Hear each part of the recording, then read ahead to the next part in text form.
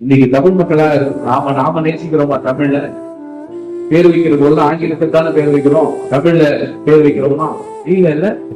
ஆனா ஜீகன் பால் கையா தமிழை அவர் நேசிக்கிறார். நேசித்ததுனால என்ன பண்றாருன்னா ஜெர்மன் பேசுறது நிறுத்தி விட்டார். இதனாலதான் அந்த மிஷனரிக்குள்ளார சண்டை வந்துச்சு. நீ எப்ப பார்த்தாலும் தமிழ் நடந்தா தமிழ், வந்தா தமிழ், போனா தமிழ், படுத்தா தமிழ், தூக்கினா தமிழ். இல்லையா இது ஜெர்மன் தேசத்துல வந்த ஜெர்மானியர்களாம் மொழி வெறியர்களா இருப்பாங்க. ஜெர்மன் மொழியை தவிர வேற பேச மாட்டாங்க. ஆனா நீ தமிழ் மொழியே பேசி தமிழ் மொழியே இந்த திருமலையை கொடுத்து நீ கூட நம்ம நிறைய பேர் என்ன பண்ணாங்க, நிறைய பிள்ளைங்க படிச்சுட்டு யூஎஸ்ல இருக்கிறாங்க, ஆஸ்திரேலியால கண்டிருக்கிறாங்க. நிறைய பேரண்ட்ஸ் வந்து சொல்லுவாங்க, என்ன ரொம்ப பெருமை எங்க பிள்ளைங்களுக்கு எல்லாம் தமிழே தெரியாது பார்த்தது. நான் சொன்னேன், இதோட கேவலம் வேற ஒண்ணுமே கிடையாது.